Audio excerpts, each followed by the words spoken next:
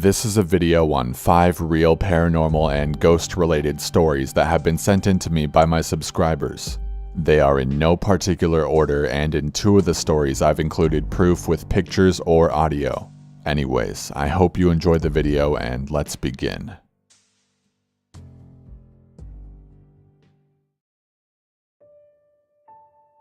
My friends, we'll call them Mary and Elizabeth, and I live in a very small town with a lot of back roads, and we take them often to go to the river.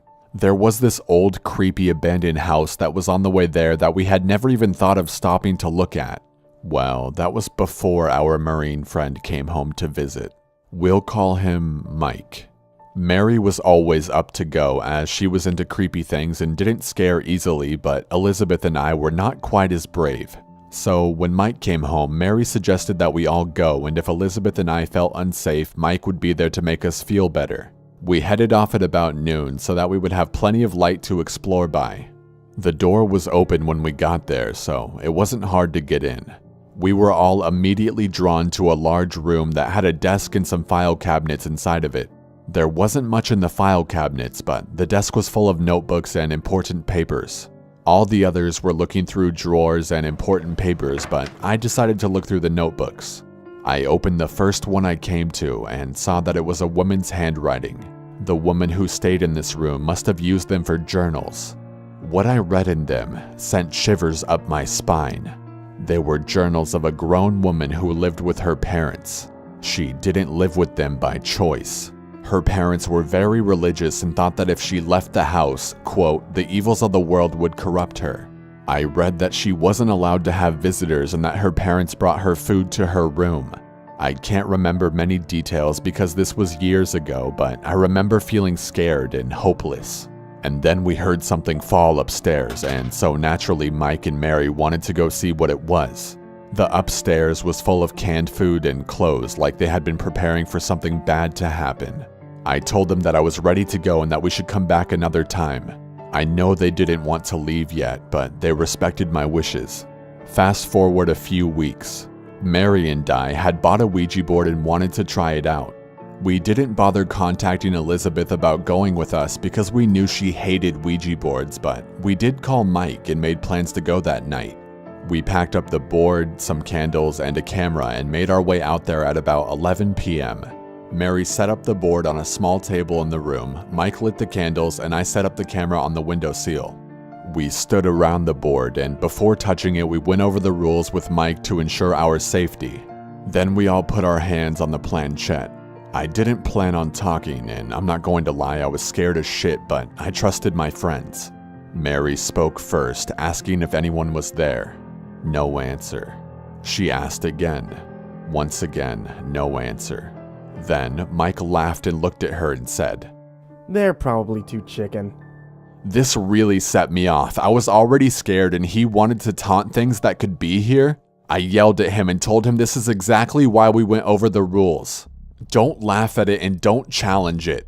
Then the planchette moved to no. I looked at Mary and then to Mike. Guys, that's not funny, knock it off. They both denied doing it, and then Mary asked it a question. Are you a man or a woman? M-A-N, man. Did you write those journals? The planchette moved to no. Do you know who did? At that moment, my camera beeped and fell out of the window. It was fully charged when we got there. The planchette moved. M-Y-D-A-U-G-H-T-E-R. My daughter. I felt a burn in my throat and looked at Mary and said shakily, I want to stop. Let's just say goodbye. I'm scared. You guys can do it and I'll just watch. They both told me no because it might scare him away. I was not happy with this answer. I closed my eyes and cried silently while they asked questions. I know, I'm a wuss. I don't remember many of the next questions, but the one that did it for me was when Mike asked if he was good or bad.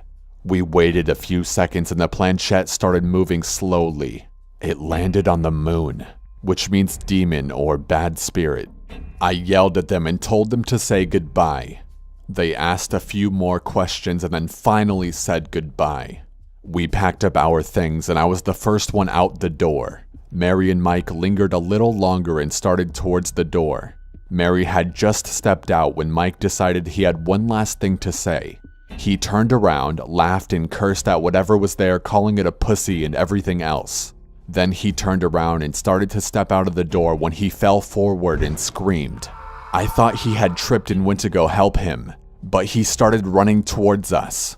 He told us that he was pushed and that his back hurts.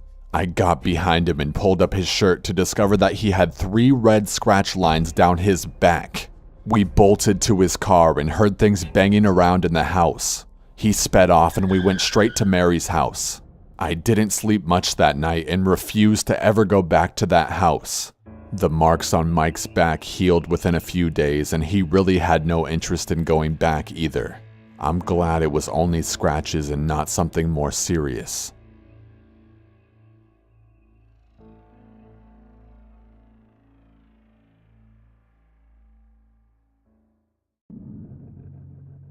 I was in the middle of work yesterday when my mom started to blow up my phone, which is weird because she usually never calls me that late. I texted her to see what was up and we had this exchange. There will be a picture on screen right now showing the conversation.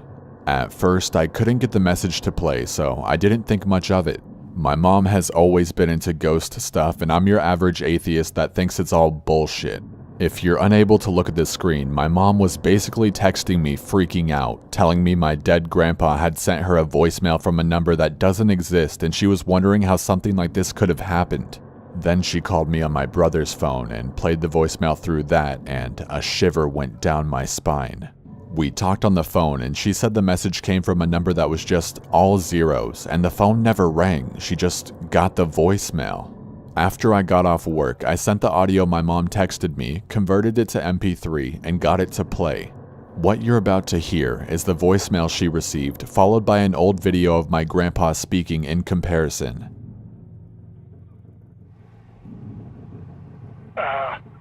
This is Dad. I was trying to contact you. This is Dad. To honor you today, okay? Okay. All right. And we have Chuck. Yeah, I know him. You know him. I know you know him. Now, 2 things immediately jumped out at me. This is Dad, I was trying to contact you. This is Dad is not at all like any voicemail he would have left. His voicemails would always be something like, hello, I was just calling to see how things were, call me back when you get the chance, stuff like that. It's especially weird that he had to reinforce, this is Dad. The second strange part is he was dealing with mesothelioma the last few years of his life, so the fluid in his lungs and being drugged made his voice a lot more slow and gravelly. That was his voice before he got sick. Also, he died in March, and that part makes this strange as well. I don't really know how to explain it. If it was an old recording that someone sent, no one in the family would know where the recording came from to start with. No one that would have that message has a shred of technical knowledge to send audio directly to voicemail on a blank number. My family can hardly even log into Facebook. The only non-supernatural explanation I can think of is that it's a really old voicemail that just now got sent. Either it being a delayed voicemail, are those even a thing? Can you even send a future voicemail? Or it just never got sent until something triggered it, like maybe it was from his old cell phone that someone turned on after a while. Again, I don't even know if that kind of stuff even happens. It's really hard to give a reasonable explanation. You don't really think straight when your mom gets a voicemail from your grandpa that died almost 6 months ago. And as for the wrong number theory, the voices are just too similar in my opinion. I'll play the video one last time before going to the next story.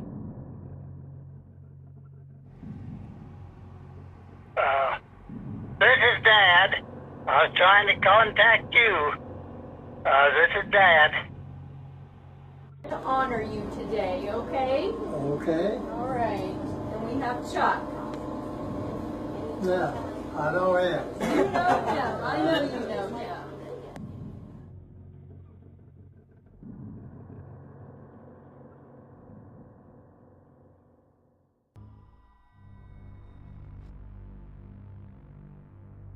When I was 14, I was sharing a hotel with my parents for a basketball tournament out of state. I was sleeping on the floor on the other side of the room because there was no pull-out couch or extra bed. I know I fell asleep and the room was very dark, but at one point I opened my eyes and could see perfectly everywhere inside of the room. The room had a slight yellow tint to it. I saw a very pretty girl about my age turn the corner and walk out of the bathroom. She was carrying a long piece of wood. I'm not sure how else to describe it. It looked like a wand and the wood had holes all over it. I just remember she was very lovely and maybe had white clothes on. I specifically remember I wasn't scared at all. I did, however, call out, wondering what she was doing. I said something along the lines of, "Hi, who are you and what are you doing?" She looked at me, but she didn't respond.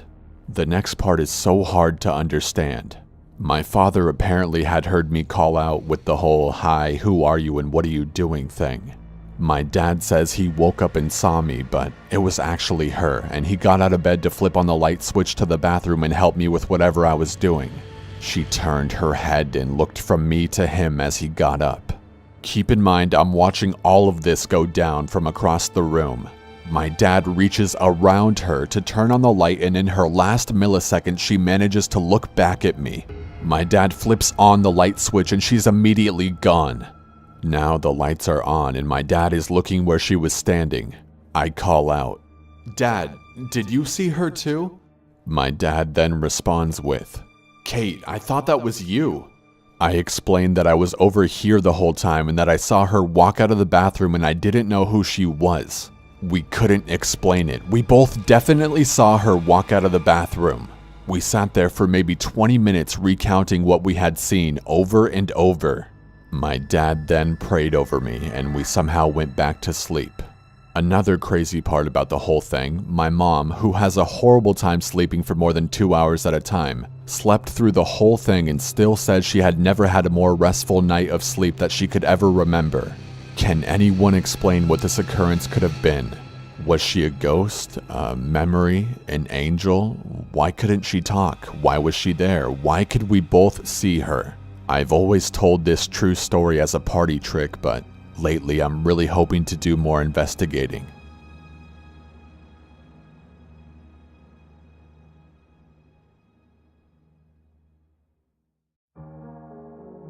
This story is based in mid to north Saskatchewan, Canada.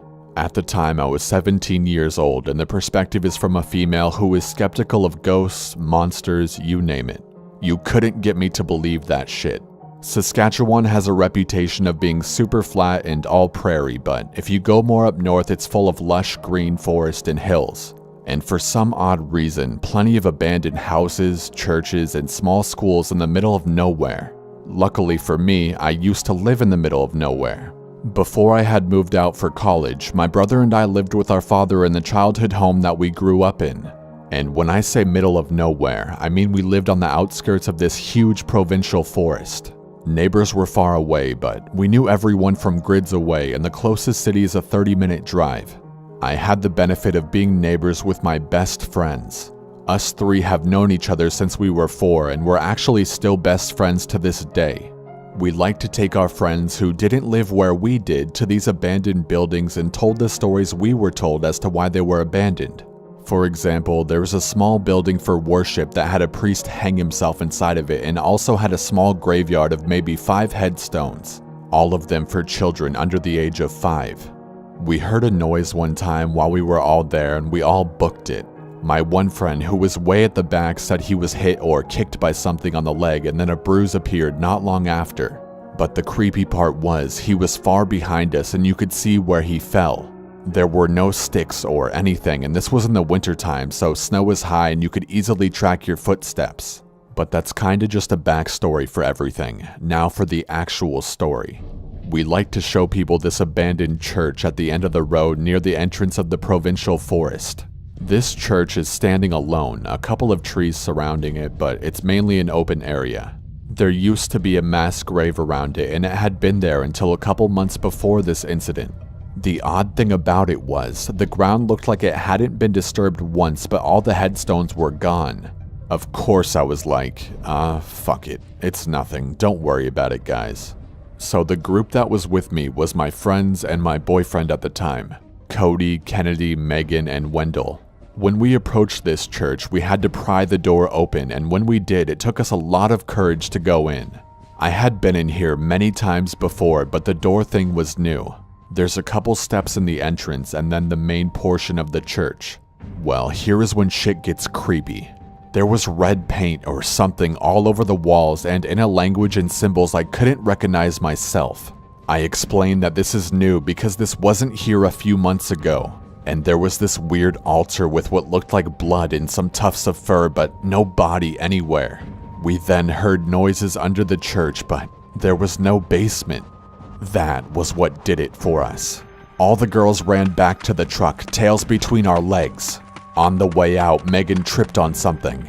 We run back to grab her to only notice that there was a fucking noose on the ground. Why the fuck is there even a noose here? Meanwhile, the guys are laughing and calling us babies with overactive imaginations. We're standing at the truck facing the church, and as the guys walk out, I snap a picture of them. The next day, I was looking at the photos I had taken last night of our adventures, and I scrolled past the one I took of the guys next to the church. My stomach dropped and I became anxious.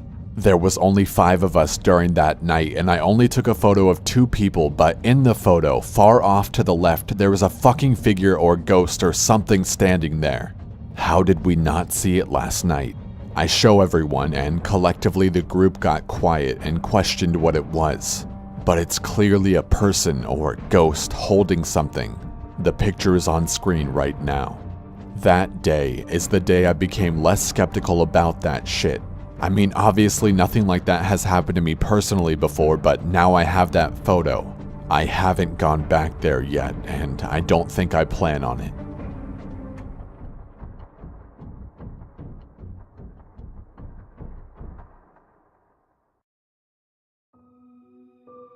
I was about maybe 10 when this happened. My sister and I were spending the summer with our grandparents at the time. I have insomnia and have had it ever since I was very young, so I wasn't asleep. I usually just stared at the ceiling and thought about a lot, but I had to go to the bathroom, so I got up and crept quietly to the bathroom down the hall. I never particularly liked this bathroom, especially at night. It gave me the creeps and made me feel really uneasy, but I sucked it up and hurried anyway. I did my business and was in the process of washing my hands when I looked up into the mirror, and there was this huge black mass hovering over me. My eyes had gone wide and I couldn't move. It was like I was frozen. And instantly I felt this emotion come over me, like whatever the hell this was wanted to hurt me. I was standing there for a solid 15 seconds before I dashed out of the bathroom. I ran back into my room and woke up my sister. She was extremely irritated that I had woken her up, but she came back with me anyway. I walked behind her, holding her hand as we tiptoed to the bathroom, careful not to wake up our grandparents. When we got there, the mass was gone. I walked in and looked around, but it was definitely gone. My sister then came to the conclusion that I was just tired and delirious. A couple of weeks after that night, I was out in the back helping my grandfather water some of the plants that he had been growing. My sister had ran out to us, screaming and crying with tears streaming down her face. My grandfather and I dropped everything to see what was going on. We couldn't understand what she was saying between her uncontrollable sobs, but we were able to calm her down enough to understand her. She told us that she was in the bathroom doing her hair when she felt like she was being watched. So she looked around to see if any one of us was walking down the hall or something. She said that she had seen something black standing in front of the doorway to the room that we were staying in. She said that this thing had rushed at her and she felt hands press against her stomach. What makes this even more chilling is when we lifted up her shirt, there were 2 huge bruises on her stomach. She then said she believed me about the night I had my own encounter with whatever the damn thing was. But it was clear that it wanted to do harm. My sister and I went back with our parents, and my grandparents have since moved from that house. The experience has not left my mind, and I hope whatever it was doesn't come back.